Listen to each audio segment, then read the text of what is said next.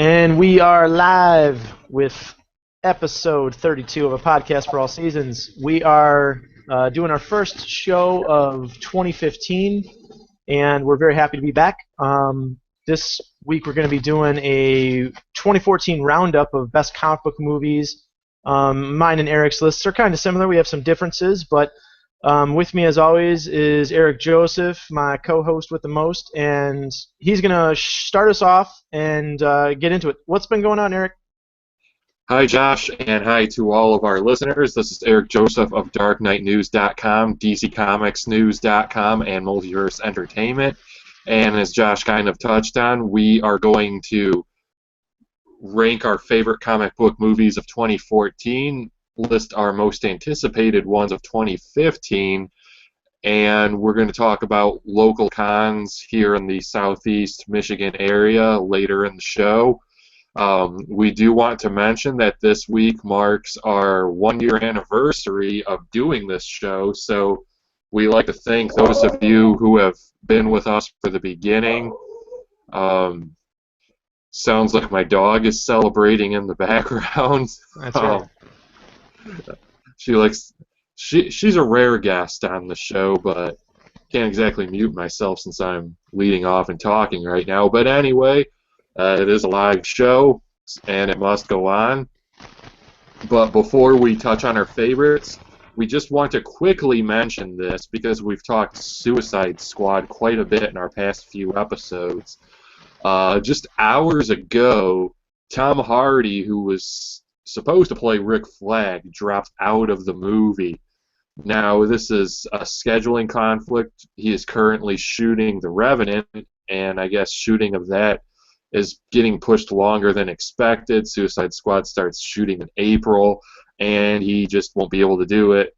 So, like I said, we're not going to elaborate too much right now because we've got a lot to get through today, but I've cross-posted the story over at DarkKnightNews.com and DCComicsNews.com, so read about it at either or, but kind of sad to see Hardy go because he's a good actor, but in a way we said it was kind of off-putting because he had already played Bane, but I'm sure they'll find another suitable actor or two and inhabit the role. Yeah, it's a little frustrating, but, it is what it is. We won't touch on it more than that, other than the fact that we both seem like we're a little disappointed with it. I'm a big fan of Tom Hardy in general, so, but, hey, the crossover of obviously, people who have previously been in other DC properties makes it for a little bit of an unusual, which we mentioned, so I'm sure that they'll find an appropriate actor. I don't know if they'll find as good of an actor, but hopefully they will. All right, and we will get to our main topic now, and I will start with number one and go in descending order. Those who have been listening to this show throughout the year, this will come as no surprise because I said this after I saw it, and it still stands. My favorite comic book movie of 2014, X-Men Days of Future Past. I think it is the best in the X-Men franchise, certainly revitalized the franchise. I think the movie had a lot of depth. It kind of rebooted the franchise in a way, that the 2009 Star Trek did. Sort of like that, kind of what Terminator Genesis seems to be doing, how they did in the Mortal Kombat reboot of games a few years ago. Basically, if you want to know the chronology of the X-Men film timeline, basically First Class and Days of Future Past were the only ones that happened. Now, I think they said parts of the Wolverine happened since they plan on doing a sequel to that, so they don't want to gloss that film over entirely. There's so much I loved about this movie. The Quicksilver scene. I think Josh is making popcorn right now or something, or he's on a toboggan. Sorry, I think out loud on the air sometimes. But there were some good performances, particularly from Michael Fassbender as Magneto. Ian McKellen, of course, no slouch. The trained and well-seasoned thespian, but I just like what Fassbender brings to the role of Magneto. Both James McAvoy and Patrick Stewart had great performances as their respective Charles Xaviers on the timeline, but of course we had more focus on McAvoy, and I think he gave a lot of emotion to an Xavier that was at rock bottom in his life. And of course, we can't not mention Peter Dinklage as Bolivar Trask. I think sometimes people overlooked him in this movie, and when you watch him, he really played that determined Machiavellian Trask to a T. Not to spend too much time on it, but yeah, I'm forward to Rogue Cut, which is the extended cut that's coming to home video later this summer. I assume probably ahead of Fantastic Four, so they can probably use the DVD to hype that movie. I wouldn't doubt if there's going to be like, hey, buy X-Men Days of Future Past the Rogue Cut and get it includes a free ticket to see Fantastic Four and or a behind-the-scenes look at Fantastic Four. I think there's going to be some promotional tie-in. Number 2 for me is Captain America: The Winter Soldier. I think it's easily Marvel Studios' best movie because, as you know, X-Men's at Fox, Captain America's at Disney/Marvel Studios. I like serious superhero movies, and I like the political thriller motif that Winter Soldier had and separated it from other Marvel films. I think it's kind of the most straight-faced we've had for a Marvel movie since Iron Man 1 and The Incredible Hulk. Sure, Iron Man 1 had the comedy to it, but if you go back and watch it, it did kind of have a different feel from the latter Iron Man movies or the Avengers. And I think The Incredible Hulk is so underappreciated, but we're not here to wax 2008. But Captain America: The Winter Soldier just had what really gets to me, and I liked seeing the Winter Soldier himself adapted to live action.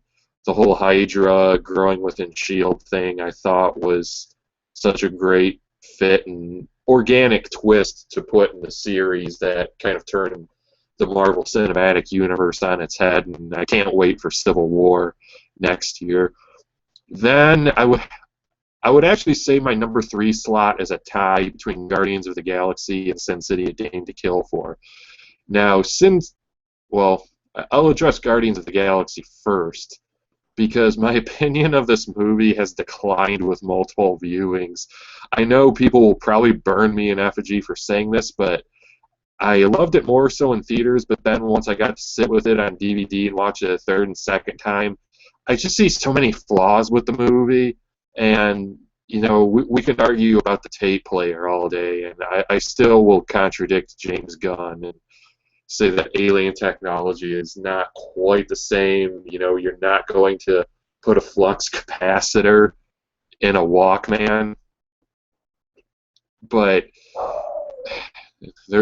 maybe my dog disagrees. She's chiming in again. But anyway, they're just logical flaws in the movie. Like, hey, let's argue about having this billion-dollar score in a bar full of intergalactic outlaws. I really did not like the dance-off bro, me and you, at the end. It just made no sense to me where if Ronan was on such a focused mission and he's just so full of rage, I don't. He seemed too much of a. I'm at a loss for words here, but I don't buy that he would be distracted by some douchebags dancing. I think he would have just touched the surface of Xandar with the Infinity Stone. It would have been Ash, though I still don't know how that makes sense because he would have. If that didn't destroy him, he'd just be floating around space. I don't know. I'm almost turning this into a renouncing of what I've said about Guardians of the Galaxy, and I don't want to spend too much on any one movie. But I'll just say this. I rated the movie a 9 when it came out in theaters, and I would probably drop my score of it to like a 7.5 after multiple viewings. I don't know when a movie has my opinion of a movie has changed that much. It was a fun movie, but again, there's not much depth to it in the way the Thor movies are. People say the movie is perfect, but no, there's a laundry list of flaws, and I'd be happy to get into them with anybody. But Sin City: A Game to Kill For, while I'm saying it's tied because I think when it came out in theaters, I'm not remembering offhand, but I think when we reviewed that on the show, I might have given it about an 8, something like that. So that's why I'm tying it with Guardians for now. I've yet to see the movie again, which is why I'm unwilling to say it's better than Guardians, because much like Guardians, is my opinion of Sin City. I might see the movie again and say, okay, there are things that I might disagree with the second, third time around. So, but again, I will say, as we did when we reviewed it, if you haven't seen Sin City: A Game to Kill For and you love the first movie, you owe it to yourself to at least give the second a try. There were downsides to the movie, like the Nancy Callahan story, but the Dame to Kill For adaptation portion of the movie is pretty solid. Now then, I would go to down. The next one would be The Amazing Spider-Man 2. Not a perfect movie by any means, but I thought it was better than a lot of people thought it was. Electro was kind of silly. We had the superfluous ending of the Rhino. It's just as much set up for sorry, I almost said Suicide Squad. Just as much set up for Sinister Six as it was a sequel to The Amazing Spider-Man. I thought the movie would have been tighter if it focused on Harry and Peter, but then again, while that was a very good portion of the movie, Sony has had the problems of rehashing. Even though I loved the first Amazing Spider-Man, we did do another reboot, and then in the sequel, we bring in, again, Harry Osborn hates Spider-Man, and too many, not a proper juggling of villains, because there are films that can juggle multiple villains the right way, that being The Dark Knight and The Dark Knight Rises. But then The Amazing Spider-Man 2 and Spider-Man 3 did not juggle too many villains the right way. And again, Sony keeps making the same mistakes, and word is The Amazing Spider-Man 3 probably won't happen, and we have that Spidey Summit with Sony this month, so they're still wondering where they're going to take the franchise, and it looks like The Amazing Spider-Man 2 unfortunately killed another timeline of the series, even though they'll probably at least do a Sinister Six movie before moving on, which is dated for November 2016. Don't forget that, but it wouldn't surprise me if suddenly we wake up one day, the news hits, Sinister Six is canceled. After that, I would have to say, let's see, Teenage Mutant Ninja Turtles is at the bottom of my list of comic book movies for last year. I didn't hate the movie. We didn't review it on the show, but I would give it about a 6 out of 10. The Turtles still are the Turtles. Their characters are still spot on, in my opinion. Now, I will put the disclaimer here. I am not a Teenage Mutant Ninja Turtles fan, per se. I loved them as a child, but I haven't liked them for about 20-plus years. It's not a fandom that has followed me to adulthood, but I saw the movie based on nostalgia and the fact I like William Fichtner, who was originally supposed to be the Shredder, and then they went back and did reshoots so he wouldn't be the Shredder. Now, the Shredder himself was not one of the finer points of the movie. I didn't really like Mech Suit Shredder. I didn't really have a gripe with some of the reimaginings because even though the first movie was 1990, I believe, you don't want to do the same movie again, so I can understand why they tweaked the origin here and there. But, it's fine as a Turtles movie. If you haven't seen it and you're a fan, see it once, make your own judgment. Just don't outright not see it because your friends told you not to. And let's face it, those original live-action movies weren't exactly crowning achievements in the art of cinema. Take off your nostalgia goggles. They let's face it, they weren't that great. I don't want to bash TMNT fans here, but you look back on those old films and they're not. Uh, kind of at a loss for words. They're Not even Secret of the Ooze. I mean, come on, man. It had Vanilla Ice, and then they Go Ninja Go. yeah, it's. I kind of think it's funny when people are like, "Oh, the turtles are so dark," and they're not. I mean, if Weekend at Bernie's was dark, and that's your bar for what darkness in film is, hey, Weekend at Bernie's. more power to you. But now that I've ranked my list, I at least want to move on to what I would call honorable mentions. One is RoboCop, and I did not put that on my list proper because it's not based on a comic book. Well, technically, he was kind of inspired by Iron Man, but comic books have been written about RoboCop since. So we did review RoboCop early last year, and we both gave it glowing reviews. And it's certainly a different film from the original, but I do think it's worth your time and or money. So, maybe watch it on demand if it's still around. Rent a DVD, something, Netflix if it's on there. But I haven't seen it again since it's been in theaters. It's just, so many movies pile up. But I did like it. And then I would say The Scribbler, which is a comic book movie based on an Image graphic novel. But for some reason, I just don't. I'm not putting it on my list. It wasn't the greatest of films, but it was entertaining. It was visually appealing. I'll just say, if you're a straight male who likes Katie Cassidy, there are things you will like about this movie, and I can't compare it to the source material since I didn't read the comic book, but it only got a limited theatrical release, which is why we didn't review the film on this show. But you can find the DVD around, and I would just say do give it a try. And then I'll say we won't run down all animated movies of 2014, but my favorite superhero animated movie was Batman Assault on Arkham, which we did review on this show. Again, not necessarily a Batman movie, more of a Suicide Squad movie, but still one of the best Batman animated movies there's ever been, I'd say. Now, I will turn it over to Josh. I know your list doesn't reflect mine necessarily in rank or content, because you saw some movies I didn't. I saw some movies you didn't. So, what did you enjoy in 2014, Josh?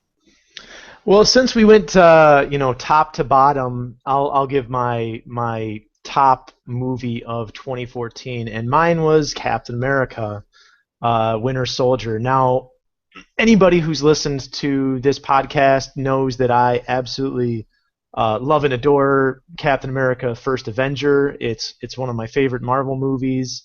In fact, it's one of my favorite superhero films. I'm a big fan of nostalgia. I'm a big fan of the period that movie took place in, and so it really made the character of Steve Rogers, Captain America, very endearing to me. Seeing him transition into 2014 was an interesting take, and obviously the film knocked it out of the park. A lot of people really enjoy that film, and it got really high rankings. It was also very financially lucrative for Marvel Studios.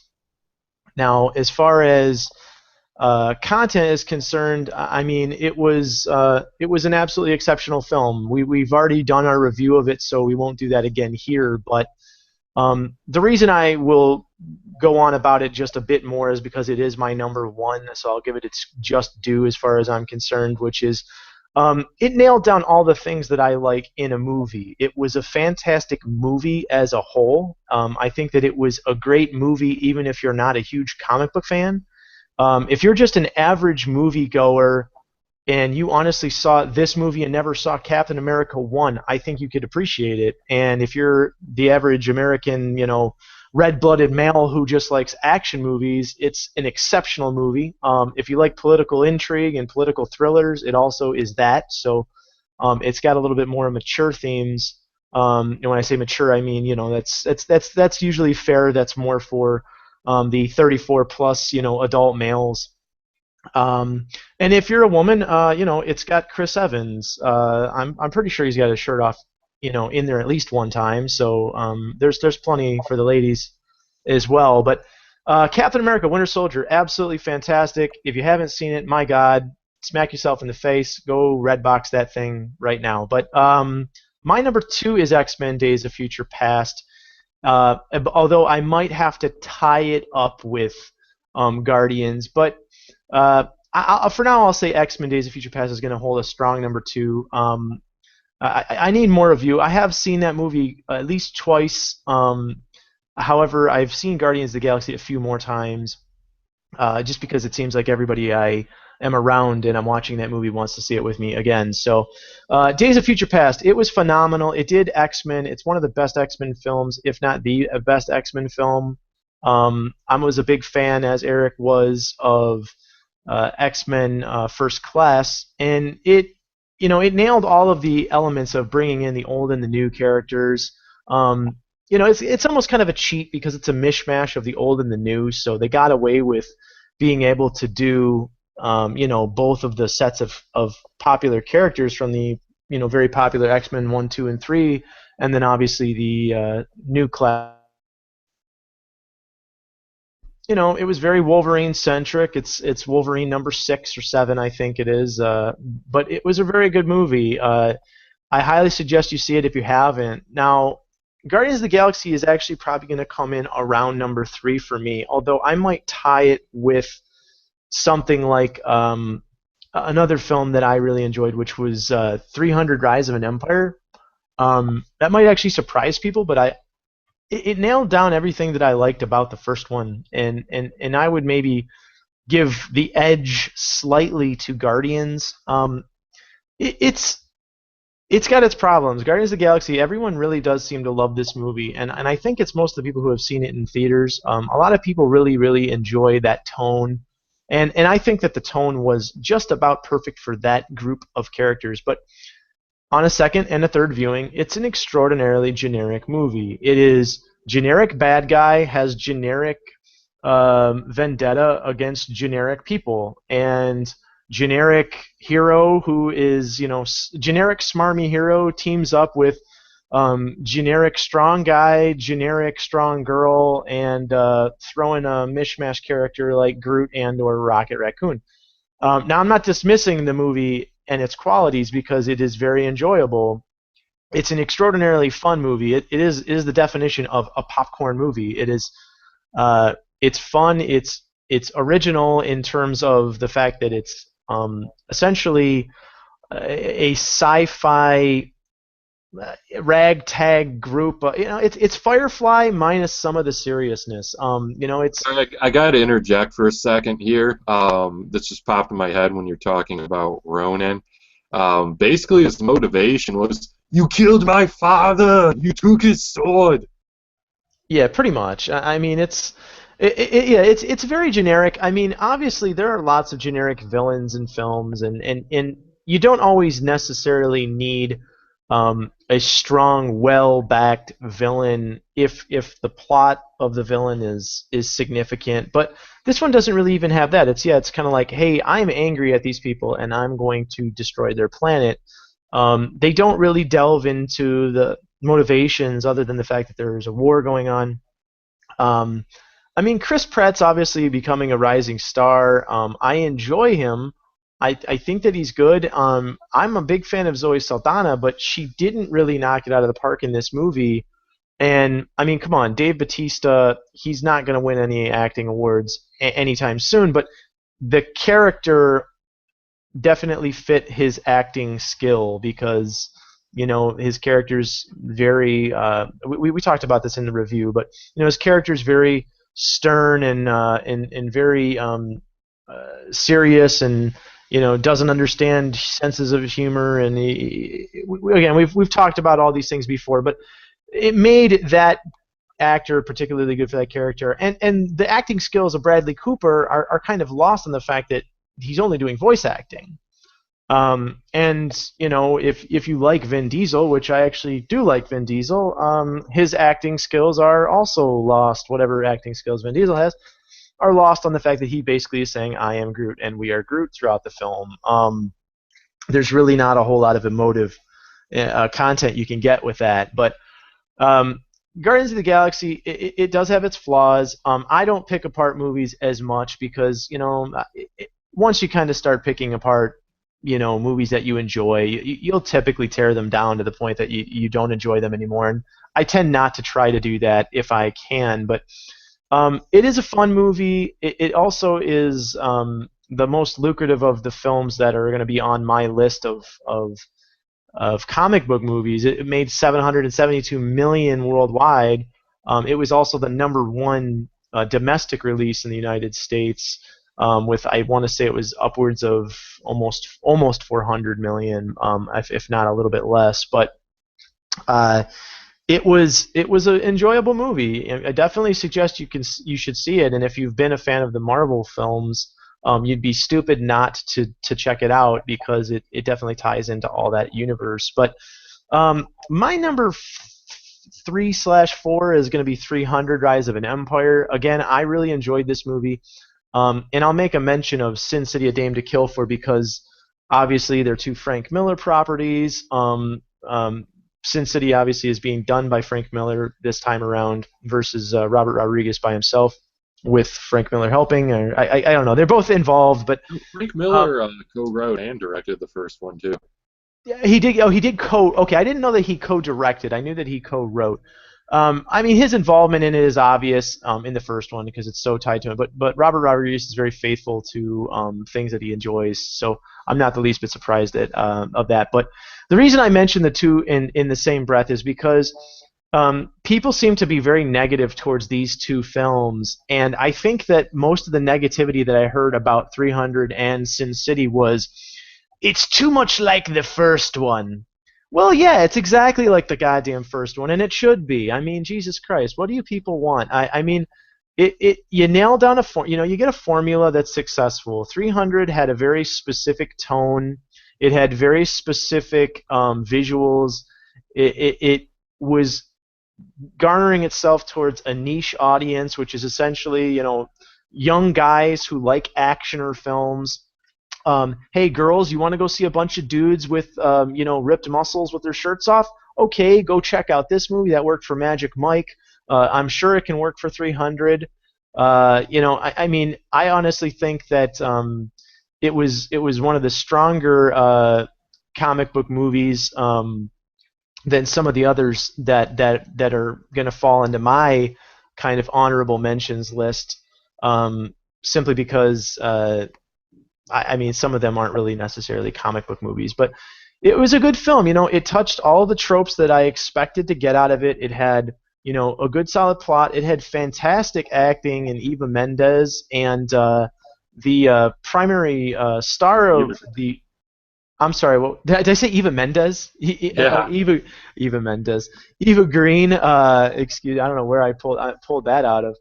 But no, yeah, Eva Green did a fantastic job, and I'll be honest, Sullivan Stapleton, I thought he was really really good in the movie as Themistocles. He really knocked it out of the park. I mean, granted, he doesn't have the gravitas and the I don't know the physicality of Gerard Butler's Leonidas in 300, but he honestly is a more everyman super ripped super soldier. You know what I'm saying? I mean, like Leonidas is the absolute apex alpha male, and you get the idea that like, yeah, through like a good rigorous amount of training, and you might be able to become Themistocles in real life. You're never going to be Leonidas, but you could maybe be Themistocles. Um, but yeah, Eva Green did a great job. She was hailed for her acting in this movie, if nobody else was really. But it was a solid film, and that will lead me into my next one, which was Sin City: A Dame to Kill For, is going to really tie with Amazing Spider-Man 2. I'll talk Sin City first. I liked A Dame to Kill For quite a bit, and yes, it had its foibles. I think that when people complain about this movie and 300, again, their complaints are typically that it is too much like the originals. And you set the tone. People liked Sin City for what it was. It had a very, it's pure film noir tone. It's an extremely gritty, adult. It knows its tone. When its humor hits, it's very dark humor. Like things like Marv talking about bashing people's brains in or something like that, or ripping a person's eye out of his head. He kind of says it with a chuckle, and you're like, yeah, that's disturbingly funny. But um, Sin City nailed all of the things that I expected to see in a Sin City movie, just like 300: Rise of an Empire did. And all of the major stories that it hit, the A Dame to Kill For story obviously also featuring Eva Green, was truly exceptional. I'm not a huge, I'm not a gigantic fan of the male lead in Josh Brolin. I'm just he did a great job in this movie. I'm just not a gigantic fan of his work. I think I need to give him maybe a more of a chance. But Mickey Rourke, he did his thing as Marv again, and he was very funny as a character. But I actually really enjoyed Joseph Gordon-Levitt. I'm a big fan of him, and I think that the story that was done for his character was really well done in the I think it was The Long Bad Night. But it was a very enjoyable movie, and if you liked the original 300, you'll enjoy 300: Rise of an Empire, and if you liked the original Sin City, you'll really enjoy Sin City: A Dame to Kill For. As far as I'm concerned, it's just as simple as that. Now, Amazing Spider-Man 2 is my number 4/5, and I think that this movie could have been much better. Its technical title is The Amazing Spider-Man 2: The Rise of Electro. And Electro was, as far as could tell, completely superfluous, as was the character of Rhino. I think that they made him way more goofy than he should have been. I understand it's a very common thing in certain films to have like the likable, enjoyable, bumbling, semi-sociopathic character with obvious mental disorders become a villain. That's a very common thing that happens in quite a few movies. It's they snap, they turn against their hero or the person that they like, and they become the villain. It's not an unheard of thing before in movies. That's the story of Electro. But they kind of make him very comical at certain points, and they do certain things towards the end of the movie that didn't make a whole lot of sense. Specifically with the introduction of Rhino, I think it was an unnecessary character addition when the emphasis really should have been on Green Goblin, which is, Goblin, the actor whose name is escaping me. Eric, you are fantastic with your memory, so I'll let you think of that one for a second. But the character of Harry Osborn, he nailed it in this movie. Dane DeHaan, that's it. Dane DeHaan. He did a great job as Harry Osborn, and I think that they should have concentrated on him and the Goblin. But they nailed a whole bunch of other stuff. Andrew Garfield is Spider-Man. I think he nails the character so well, and the people who really give him guff, I really think that either A, they just they're in love with the Tobey Maguire portrayal, or they really don't know what Spider-Man's supposed to be like, because he nails it out of the park. He's completely sincere and genuine. I believe him as a person, not just as a character. And the relationship between him and Emma Stone's Gwen Stacy was extremely organic and believable. And as at the end of the film, you truly believe his grief when tragedy falls. It's I won't get any more spoilery than that because we didn't indicate that we were going to be saying spoilers yet. But it's a great film. If you like Spider-Man, I think you'll really enjoy it. It's farther down the list than some of the better films of the year. Last but not least, I'll wrap it up with the 5 as far as that's concerned. But as far as my honorable mentions, so I wanted to throw in a couple that Eric didn't touch on. I did not see Teenage Mutant Ninja Turtles. I probably will check it out. Neither of us also saw Big Hero 6. A lot of people I've heard have said it's a really enjoyable movie. So maybe if I do get a chance to see it, we'll give that a mention in a further podcast. But um, specifically, I wanted to mention Transformers because, granted, not originally a comic book, but there have been Transformers comic books for the last 20 some years, and it is the number one worldwide grossing movie of this year, which is the reason I wanted to give it a mention. It is tops right now at $1,087,000,000. So its closest competition in The Hobbit, the Battle of Five Armies, and the ones we mentioned, Guardians of the Galaxy, it is beating those movies by 300 million. I know a lot of people didn't care for this movie. It won, or it's going to win every Razzie that it gets voted for. But you know what? I'll be honest. If you like Michael Bay movies, a lot of people don't. They nail on Michael Bay because I don't know. Apparently, people don't like action movies anymore. Is the only thing I figure. Lots Um, of it. if you don't like Michael Bay movies, people stop paying to see them because why are they all hitting the $1 billion mark? That's pretty much my feel. I mean, like, here's the thing. I talked about this. I've probably talked about it with Eric. At one point in time, I've done printed movie reviews and things like that for a few different. I did one for the Michigan Journal, and we used to do some. Uh, I've always had this idea in my head of doing two simultaneous reviews, which is the average Joe review and the critics review by myself. And the reason I say that is because yes, if I'm being extraordinarily critical, guess what? There are critics who gave Guardians of the Galaxy, rave reviews who are really critical critics, and that shocks me because if I'm being extraordinarily critical of everything, the cinematography, the acting, the casting, the screenplay, all these things, I'm going to give that movie a much, much lower review than I actually did, which is on my essentially number 3 or 4. But if I'm giving it my average Joe review, it's going to hit number 3. Why? Because that movie was fun and enjoyable. It had exactly what I expected. In fact, it blew away my expectations because I had semi-low expectations based on its original initial trailer. I think that if I'm being hypercritical, yes, Transformers and Michael Bay movies can be horrible. But you know what? If you just want to sit back, see a movie with lots of cool explosions where alien robots fight one another, and occasionally people get dragged into it, we get to see some really awesome cars, some hot chicks. I rest my case as far as, I'm a very red-blooded, casual American moviegoer. I can be hypercritical. I try not to be because it really will spoil your experience. I'm not a big Mark Wahlberg fan, I'll be honest. I'm a bigger Shia LaBeouf fan, I'll freely admit it.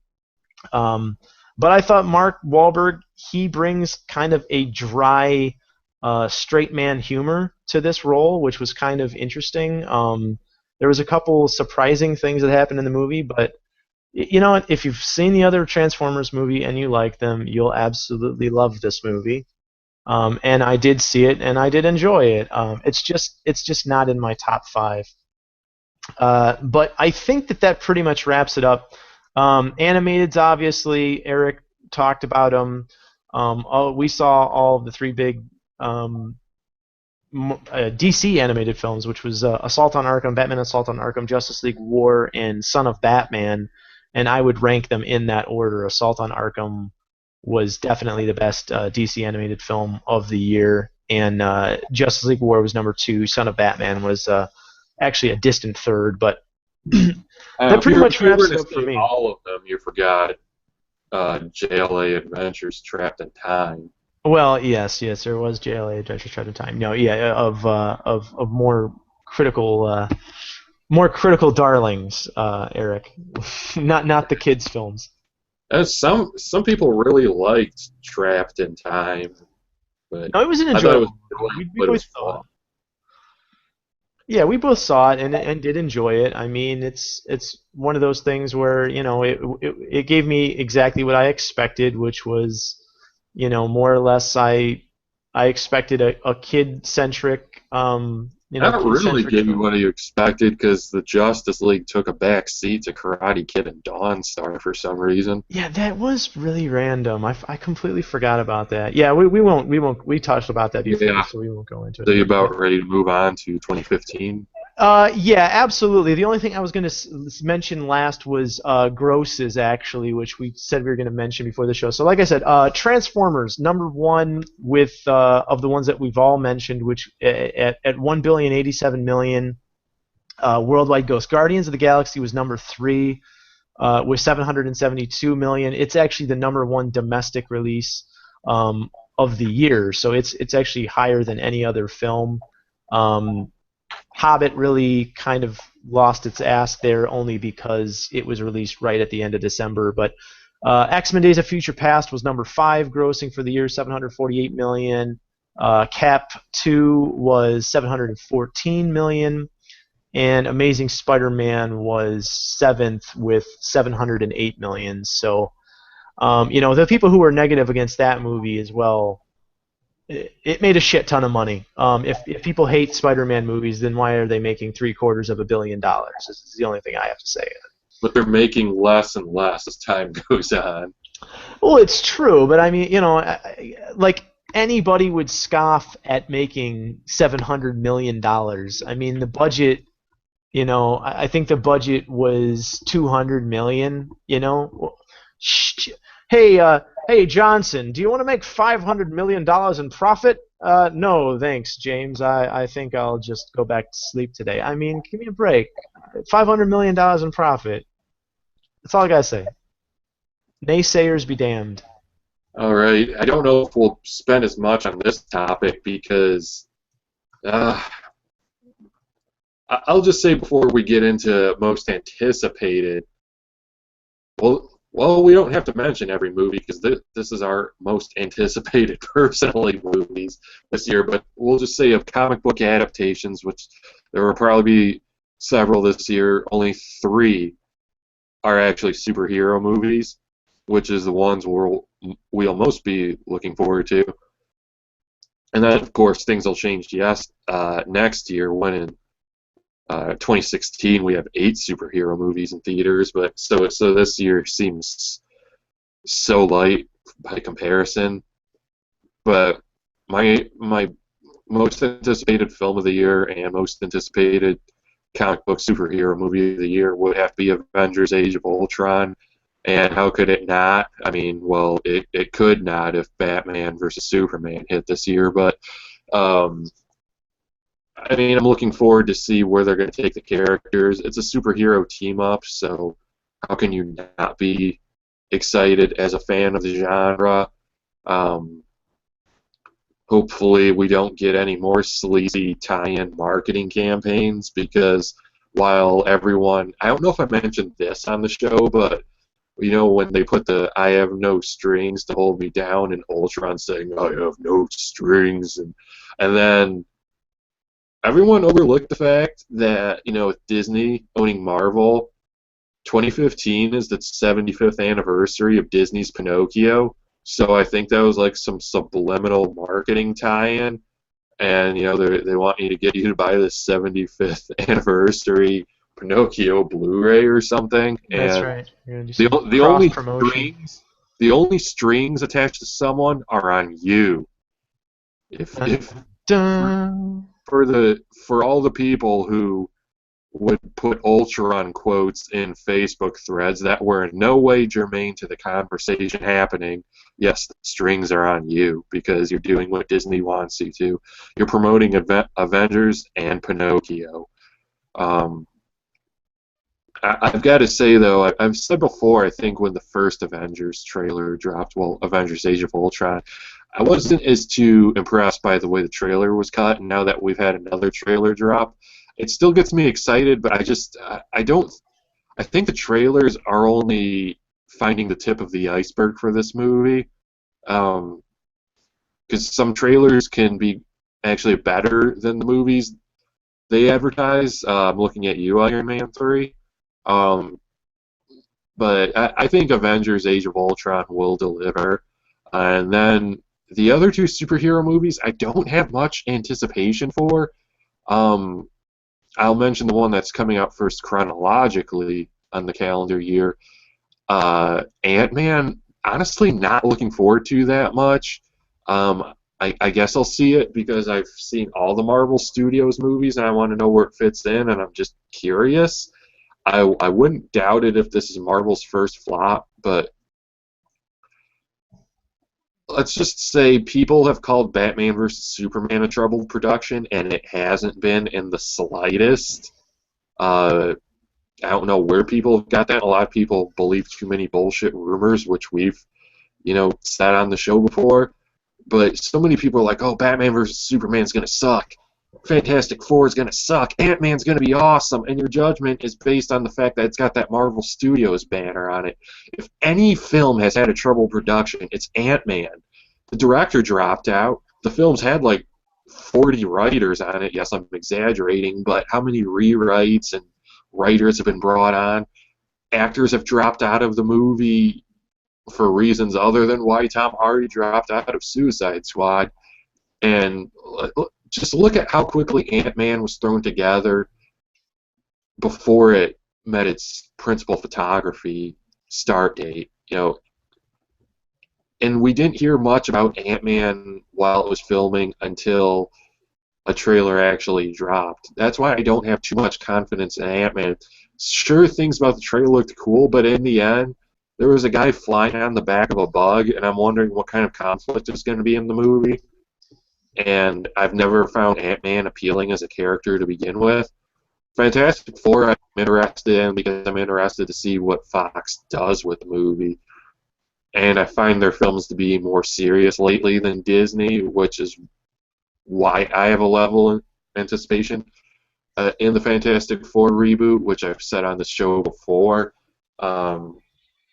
Even though I'm not a fan of Fantastic Four per se, and I hope the movie does well so Fox can just throw it in Marvel's face and say, hey, here's what you got for shitting on us and canceling Fantastic Four comics. And we intend to explore Fox versus Marvel more in future episodes, and we've done so in the past because this just isn't going to end. But I would say, yeah, Fantastic Four I'm anticipating more so than Ant-Man. But we don't know who to believe if Fantastic Four has had troubles on production, because people from multiple sources that have nothing to do with each other are saying similar things. Two people, including Matthew Vaughn, who was the director of X-Men First Class and producer on Days of Future Past, said Fantastic Four was great, but it's very Chronicle, because, well, Josh Trank, who directed Chronicles, directing Fantastic Four. And then Bleeding Cool had a story today saying there's reshoots happening, Fox isn't happening. The movie is more Chronicle 2 than it is Fantastic Four. So it kind of somewhat leads you to believe what Bleeding Cool's saying, but everyone is saying it's kind of Chronicle 2.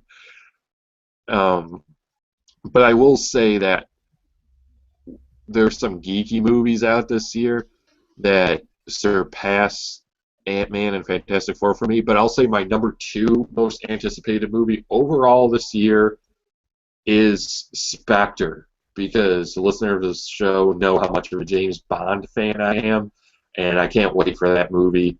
I'm also really looking forward to Hitman Agent 47, which is a reboot of the film franchise, because I'm a huge fan of the Hitman games, and I'm going to see the movie regardless. And I admit I did like the first Hitman movie with Tim Oliphant, although it wasn't perfect. And let's just say that version of 47 wasn't that stealthy. He would have gotten, the serial killer or mass murder ranking had this been a playthrough of the video game. He would not have been the silent assassin in the slightest, or Ghost. Yeah. And of course, Terminator Genesis, of course, caught our interest. But I'll just give a shout out to animated films this year. We don't know what's coming from Marvel yet. I don't know if they're going to have another co-production with Madhouse or more CGI films for the kids this year, but DC will see no less than 4 straight to DVD um, animated movies this year. We've got Justice League Throne of Atlantis, which is out on the 27th. I believe it's already on demand and available for download. We've got Lego Justice League versus Bizarro League, which is out February 10th. Batman versus Robin, which if you want to see the cast list, head over to darkknightnews.com. I have it up as a featured post. It's a sequel to Son of Batman. I won't get into it too in depth, but I will just say I'm so happy to see Jeremy Sisto come back as a voice actor, even though it's not as Batman. We get him as the Talon, so hooray, more Sisto Inferno. And then Justice League Gods and Monsters, which I'm late to mid-2015 that'll drop. But, of course, Warner Brothers animated films they always deliver in some fashion. I'd say there's really never a bad one. But, okay, Josh, what are you looking forward to this year? Well, you nailed down. I mean, the big comic book movies, obviously. Avengers, Ant-Man, and Fantastic Four. As far as those movies are concerned, yeah, Avengers is probably at the top of my anticipation list. However, it is tied at the top with the movie of 2015, if I'm guessing correctly, which is going to be Star Wars. I thought you were going to say 50 Shades of Grey. But... 50 Shades of Grey. It's not going to be Jupiter Ascending or Taken 3. No, I think that Star Wars is going to slightly outrank Avengers. If I'm wrong, I am going to be very... that is my dog chiming in because apparently he also agrees with me. He must. He's also a big Star Wars fan. He's trying to do. I guess you could call it a comic book movie since Star Wars has a long. Well, it wasn't based on comic, but it has a long-standing comic book tradition, and now Marvel has put out a Star Wars comic of their own, and I think #1 is set to be like the best-selling comic of the last decade or so. We're talking millions of copies expected to sell, I believe. Yeah, it's going to be huge. Obviously, Marvel's huge and Star Wars is huge. So now you're throwing the two together. Now, I mean, obviously, it's sad because Dark Horse has done fantastic things with Star Wars in the comic books. But I digress. Getting back to the topic at hand, best of 2015. I really think that those two movies are my most highly anticipated. And my third's actually not going to be a comic book movie or my second. It's going to most likely be either Jurassic World or excuse me, or the new James Bond, which is definitely near and dear to mine and Eric's hearts. As we mentioned, Spectre, we did an episode where we talked about it as well. I think it's going to be just as good as the last few. I'm not as enthused about, obviously, Ant-Man, like Eric stated. I mean, I'll be honest, I would have been a lot more enthusiastic had Edgar Wright still been involved. I'm a big fan of his work, and I think that the quagmire in production has definitely caused some issues. I'm concerned, and I don't want any superhero movie to do poorly simply because I like them, and as long as they're successful, they'll continue to make them. And, theoretically, the more you make of something, theoretically, we can get better products. We'll also get really, really bad products. But, just the law of statistics says we'll get some good stuff out of them. So I'm hoping that the movie's going to be good. But if I was weighing my anticipation of that and the other big comic book movie, Fantastic Four, I really don't know where I'd put the emphasis. I want to say maybe Ant-Man simply because it's going to tie into the entire Marvel universe that they've created so far. So I don't want to rule them out, especially after Guardians of the Galaxy. I doubted how good that movie was going to be, and I was wrong. It's not something that we talk about. We have speculations, obviously, but we're never 100% certain, obviously, and no one ever is. no one's nailed down that movie formula yet. But if I'm guessing, I think that Fantastic Four is probably not going to be as great of a film as Ant-Man, but I could be wrong. And for Fox's sake and the sake of Fantastic Four, which unfortunately has been getting shit all over by Marvel, uh, in the comic book world, hopefully, the original superhero team, the Marvel's original superhero team, knocks it right out the fucking park. I really hope that they do. I loved Chronicle. I think it was a great movie, and if it has the same tone and seriousness and calamity of that movie, I think it's going to be good. Yeah, Uh, but we look at Ant-Man and Marvel can say like, hey, we've got the superhero who can use your urethra as a water slide. So there's that. there is that. I will say this about Ant-Man. You mentioned the trailer, and I was not blown away by the trailer. And when I say I was not blown away by the trailer, I was, for lack of a better term, and to use a very common internet meme, I was very meh about the whole situation. I just was like, eh, okay, yeah, I guess I'll see it. Oh, yeah, that's pretty much it. I like Paul Rudd. I'm a big fan of Paul Rudd. I mean, good for him. We did not mention one other comic book movie, however, which it technically is a comic book movie, which is Kingsman: The Secret Yeah, Service. I nearly mentioned that because technically it is a Marvel comic, I believe, as well. Yeah, Um, it's one I of those might things where I it looks might interesting. see that, and I don't know if I'll see it in theaters, which is why I didn't give it a mention. But I like Mark Millar comics. It's directed by Matthew Vaughn, who did the first Kick-Ass and First Class, so Right. you already have that measure of quality. I believe Michael Caine's in the movie as well. So Yeah, it I mean, looks. the trailers do impress, but I don't know if I'll be able to see that one in theaters. Yeah, that one actually was. It was Mark Millar, obviously. It was was the original writer. Dave Gibbons did the art. Um, it was for Icon Comics, actually. Well, Um, Icon slash Marvel. Yeah, it's Icon slash Marvel, but it looks very interesting. I'm actually a big Colin Firth fan. It's got Mark Strong in it, so you can't go wrong there. Obviously, it also has Michael Caine, as Eric mentioned. It's got Sam Jackson as the villain. I don't know how I feel about this new up and comer guy, the Taron Egerton. He looks like every douchebag I see walking around in Yeah, high school with a yeah, it's solid just the brimmed kid hat. that didn't get to me. Yeah, I really want to punch that kid right in the fucking face. But other than that, it looks really, really, really, really cool. I like the idea of a guy who, like, beats the shit out of you with his umbrella. I mean, I don't know. Maybe I've watched too many James Bond movies, but I just that idea appeals to me. But that's it. Kingsman: The Secret Service. It looks interesting. It's a comic book movie. I really don't know about a lot of the other movies that are coming out. Um, some of the other big ones. I mean, they're doing Mission Impossible 5, which I was a big fan of. Ghost Protocol. I was a big fan of Mission Impossible 1 and 3. I think that 2 was absolutely atrocious. But that being said, I think they corrected course. I know Eric was really looking forward to Magic Mike XXL. Um, and no, 50 Shades of Grey. I will probably, unfortunately, see that movie. My wife read the books, and I'll probably get tagged along to that. But Hitman, as Eric stated, he's a big fan of those games. I am also a fan of the games. I did see the first movie.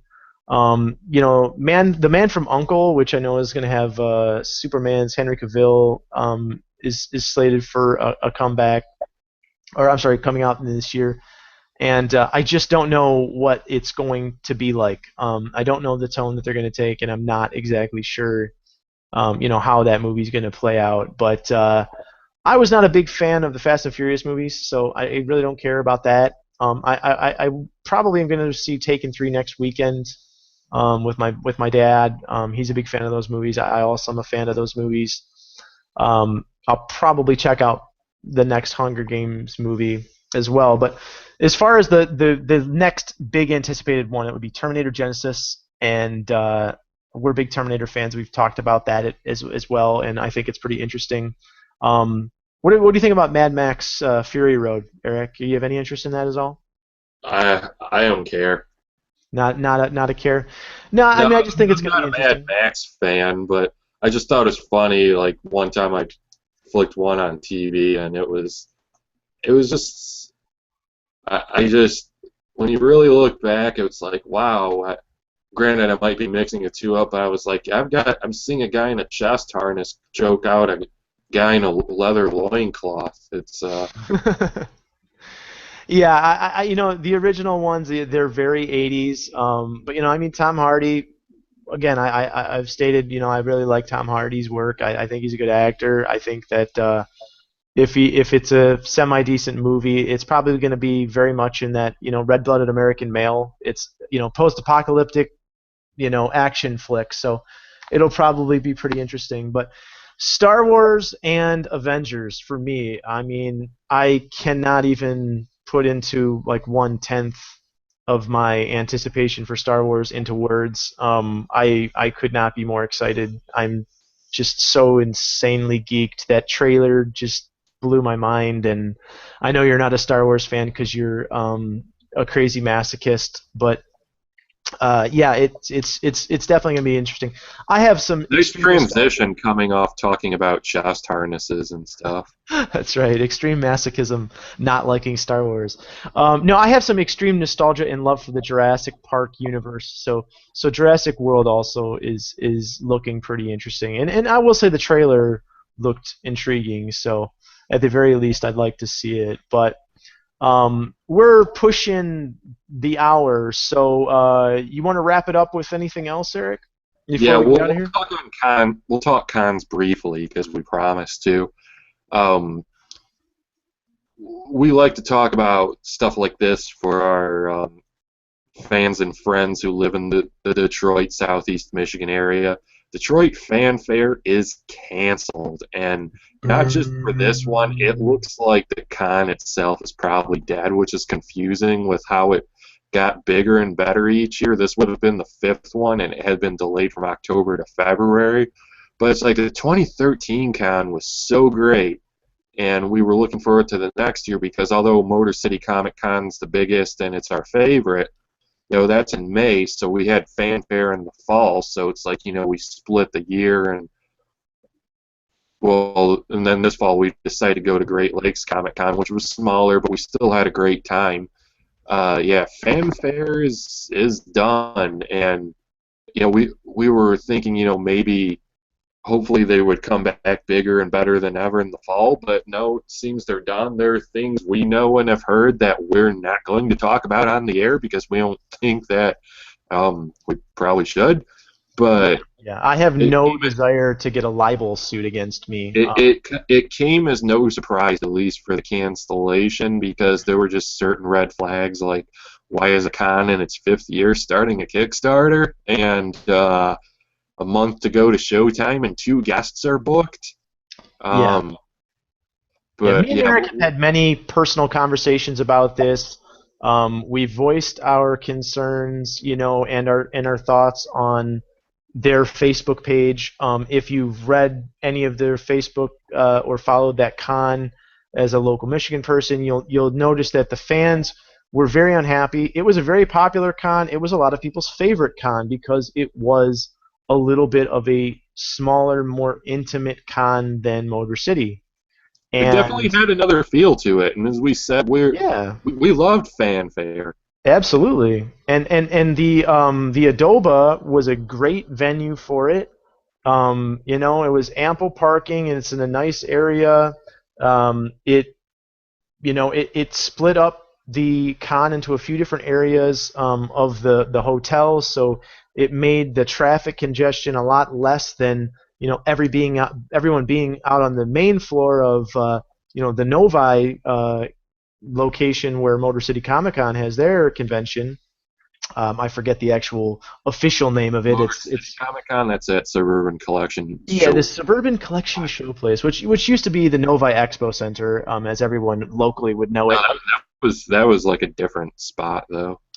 And the con had its intimate feel, and it maybe had a little bit more of a showcase on independent artists and writers and creators. But we won't get into the specific wherefores and whys of their reasons for not going on with the show. But we suspect that there was financial issues, and they obviously had a quagmire of problems leading up to their inevitable announcement, or what we deemed inevitable almost, announcement of cancellation of the show for good, as far as we know right now. So,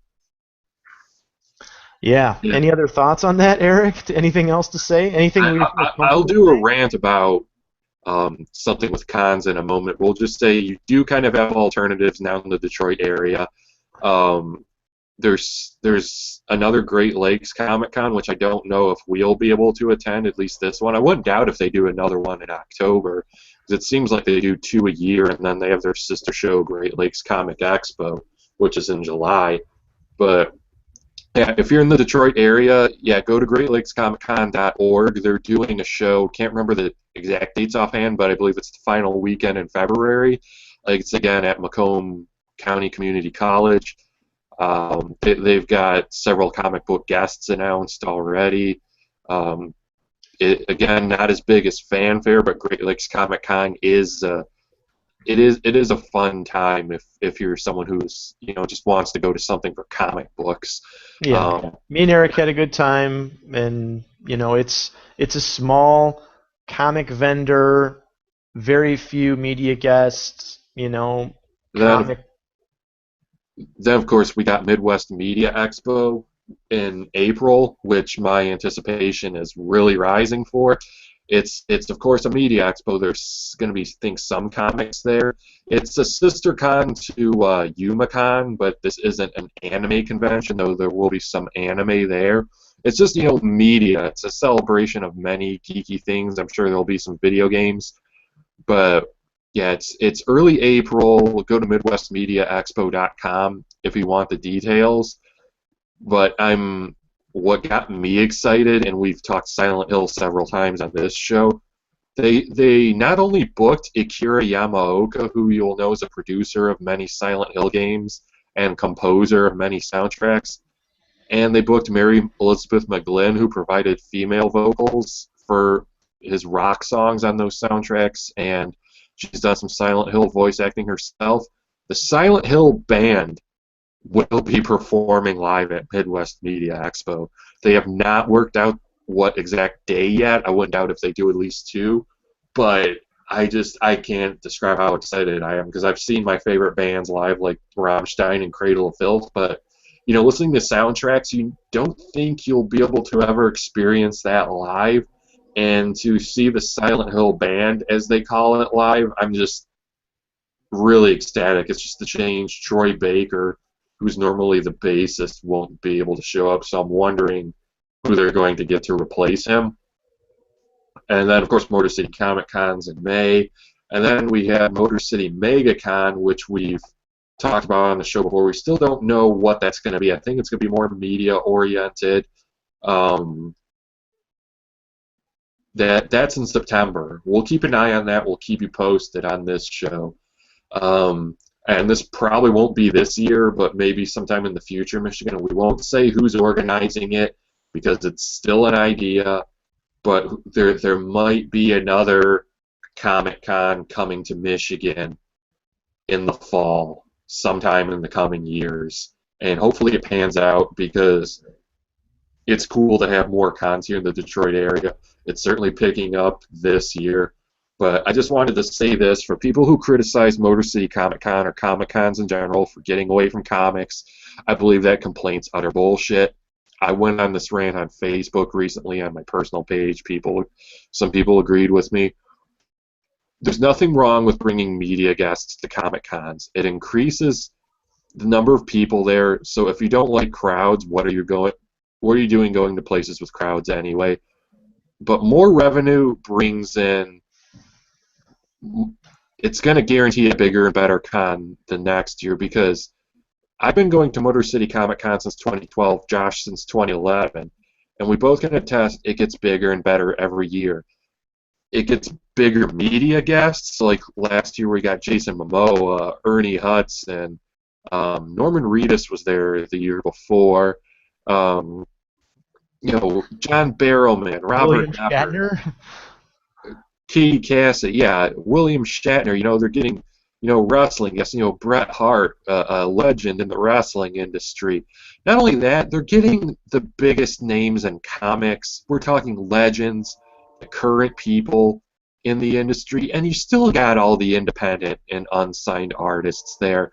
You can't say they're taking the comics out of Comic Cons because guess what? There are so many vendors on the show floor. There's more comics and collectibles than you can know what to do with. Motor City Comic Con and cons like it have something for everyone.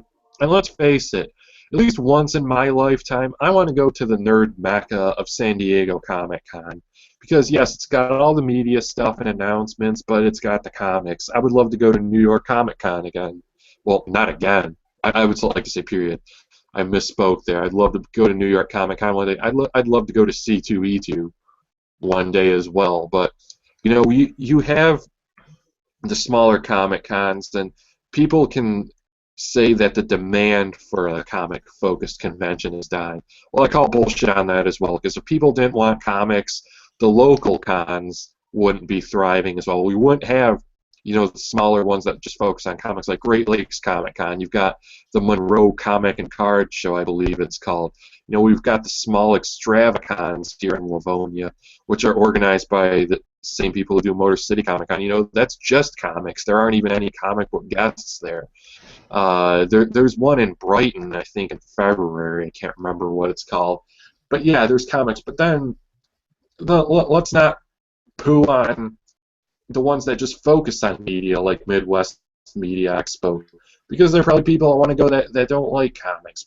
And then Motor City MegaCon, which I'm sure will be a fine time. There's Motor City Nightmares, which is a horror con, which I'd probably go to if it wasn't so close to Motor City Comic Con. But there's a con for everyone around here. Well, we don't have adult cons in Michigan, to my knowledge, but I'm sure there are. there's a niche. There's comics and media, there's comics, there's just media. So don't shit on one con over another just because it's your own personal opinion.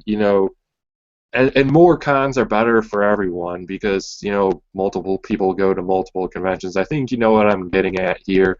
But yeah, a show that has comics and media certainly doesn't take the focus off comics. It's a celebration of everything, and and it's fun to socialize at these events if you have time.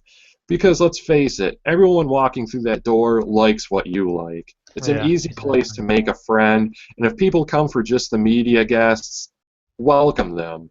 Because it's like the memes that say, oh, fuck people who just like the Chris Nolan Batman movies. They're not true fans. Well, you guess what? That was their gateway. Show them why the comic books are cool. Show them why the cartoons are cool. That made a new Batman fan. Welcome people who have the openness to like what you like. Yeah, and exactly. Before we close, I'll let you give your closing thoughts on cons, Josh. Yeah, I mean, I agree with almost every single thing that you said, and I had mentioned directly on the Detroit Fanfare Convention, which one of the reasons for not wanting to do the con was that it was getting away from being comic-centric, which, again, me and Eric think is absolute and utter bullshit. We don't think that that's a legitimate reason. We're not trying to call them liars or be libelous in any way. However, just the certain red flags that we saw indicated possibly monetary problems. That being said, however, I think that what they were talking about and that mentality, it's akin to what has been called nerd shaming. It's this idea of, oh, the first Star Wars movie you ever saw was Episode 1. You're not a true Star Wars fan. Those movies fucking sucked. Well, yeah, guess what? Those movies may have fucking sucked. But the fact of the matter is if, your first introduction to Alien was unfortunately, Alien Resurrection, because that's, the time that you saw movies of that particular type because you were maybe too young to see them before that, or it just came on TV one day and you said, oh, I'm kind of interested in this Alien, and then you become a gigantic Alien fan, are you any less than the guy who went and saw the original Alien in theaters in the 1970s? No, you're not. I mean, diehards are diehards are diehards. Fans are fans are fans. I mean, yeah, is every single Superman fan as big of a Superman fan as me? No, probably not. Are there bigger ones? Almost certainly. But this whole idea of nerd shaming or leading people to believe that certain types of conventions or certain types of things are superior to others is absolutely ridiculous. Me and Eric, we talk about comic book movies, more comic book movies being better. Obviously, there can be overkill in any particular thing, but trust us, in Michigan, there's not going to be overkill on good and welcome conventions for comic book fans and media guest fans. We welcome them all. They're each going to get their audience. If they're spaced out, fairly decent amount of time, people are going to try and go to as many as they feel like going to, as me and Eric have. So that's pretty much it. But we're really running over, and we were only going to briefly talk comics, so we'll probably No, make mention of I that. I only got like one this week, so I don't know. I really got to get some dinner, so I think we'll probably just talk comics next episode if that's fine with you. Oh yeah, absolutely. We'll wrap it up next time and mention last couple weeks comics. But welcome to 2015. Thanks for coming out in the show. Well, And I I did want to say one more allegory, if that's all right, before we close. absolutely, why don't you wrap it up, Eric? I just wanted to end on this pro wrestling allegory, which I also made on Facebook. Okay, going to a convention is supposed to be more special than going to your comic shop every Wednesday, which Josh and I frequent our comic shops. We love comics, not knocking that, but a con is supposed to be more special than going to your shop or a flea market. Motor City Comic Con is something I look forward to all year, and now it looks like I'm going to have other cons as well because Midwest Media Expo looks like it's going to be pretty freaking awesome. But going to Motor City Comic Con makes my year. Okay? Now, to use this pro wrestling allegory, what's going to be the more special memory for you? Going to your local indie show at the Civic Center, not to say anything bad about those young guys or their in-ring performances or any legends that might be there, but what's going to create the more long-lasting memory for you? Going to that indie show or going to WrestleMania? That's my allegory, and that's what makes the big cons in general, more special. Now, I'll start to give my closing thoughts. I'll remind everyone, please check out our blog site at multiverseentertainment.wordpress.com. Like us on Facebook at facebook.com/a-podcast for all seasons. We thank any new fans or old fans listening to us here in 2015. If you've converted our shows to MP3 format without our knowledge or permission, thanks. Question mark? Yeah. But I have an idea for our next episode, which if you go back and listen to, I've kind of hinted at somewhere in this podcast, and I'll put it to Josh. So hopefully we can come back in a week or two and do that episode. But yes, the seed for our next episode is planted here, given no big news is broken. That's going to do it for me for today. Thanks for listening, and goodbye. I'll turn it over to you, Josh. Yeah, thanks for coming out and listening. Join us for the rest of 2015. We got plenty of other shows coming and plenty of other things to talk about based on, our most anticipated of 2015. So everybody have a good night and join us again soon.